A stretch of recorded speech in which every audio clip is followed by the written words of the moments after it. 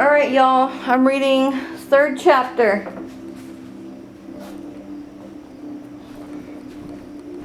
We have crossed the walls. I don't know how many times I've tried to record the same chapter. Just minor things keep getting in the way. Anyway. Okay. We set sail at least from Charleston Harbor. Captain Butler was leading this adventure that was calculating between a few stops to arrive with enough provisions.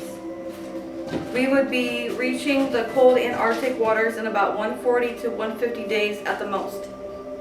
As we left, we all had a mixture of excitement and panic from everything we had experienced in the previous days. We were also not quite sure why Butler had hid himself in this way. Had we become the enemies of a force we were going to be able to actually face? Butler also mentioned another race. What had we really got ourselves into? The days went by and everything was going very well.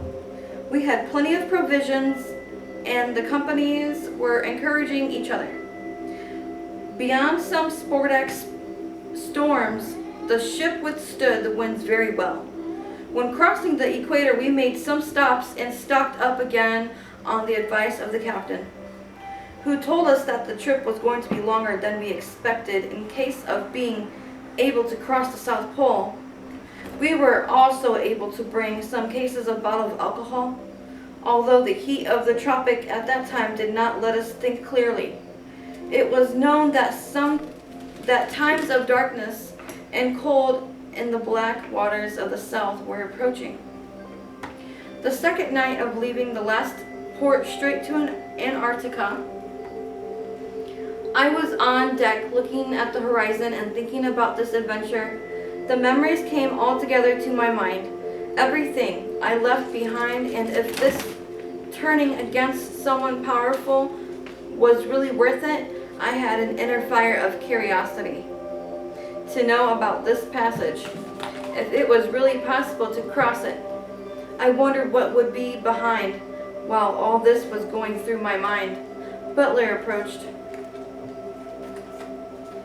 While this was all going through my mind, Butler approached. Sorry. Already, comrade? Or already cold, comrade? You can't imagine what awaits you then, he asked me.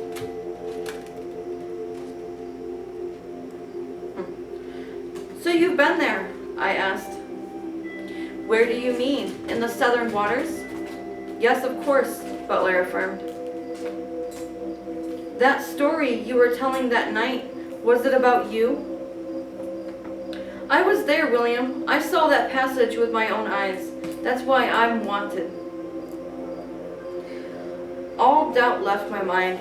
The captain then gave a clear version about his past voyage. The lights went on in me and illuminated all curiosity. I couldn't wait to fill him with questions, but he stopped me right there, almost as if reading. He stopped me right there, almost as if. What the heck? But he stopped me right there, almost as if reading my mind. Alright. Then he told me, don't worry, William, you will see it too. You will see what I saw with my eyes, and you won't believe it either. And I'm not just talking about the passage, but I won't talk about it again until we get there. The captain closed the conversation at the best moment. I had many questions, as the reader will have at this moment, and I assure you that they will be answered in due time. The intrigue ate me inside, and my face was the same tone as the reddish sun that began to appear on the horizon. At 138 days, we were in the icy waters.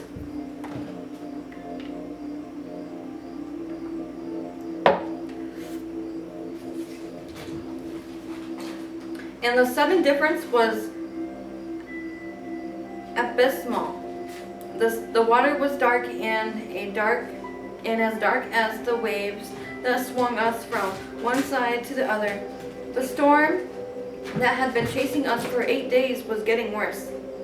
The captain was calm, and that gave us some security, but every time a wave crashed against our boat, in our minds, we could not remember the warm homes we were leaving behind. But I was confident in this mission. I knew somehow that it was going to give us its fruit. We crossed a huge mountain that we had as a reference, where warm and cold winds intermingled.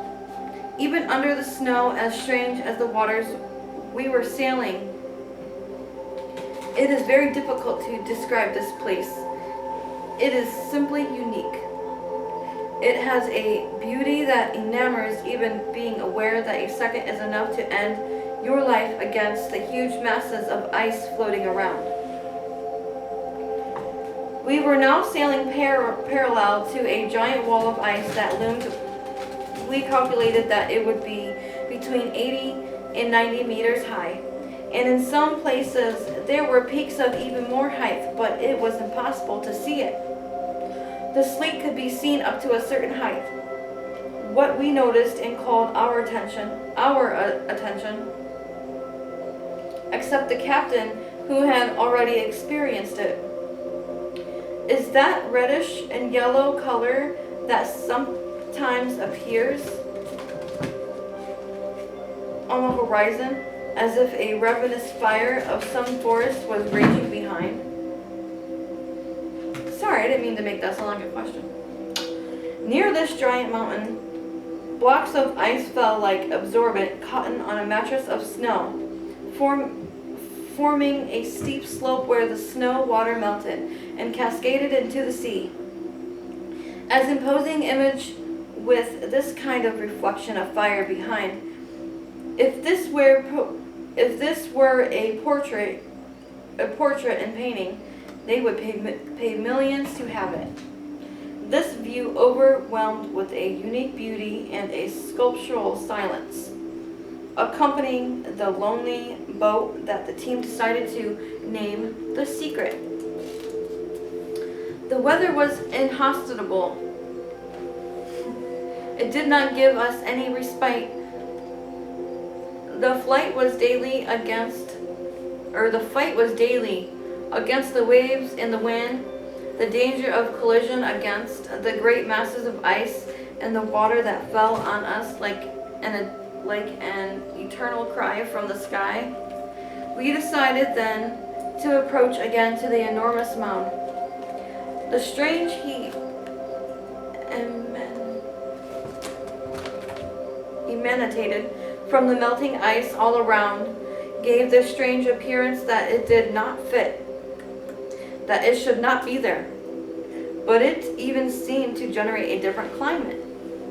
We decided with the captain to skirt it as much as possible and investigate thoroughly the strange portion in front of the giant ice barriers.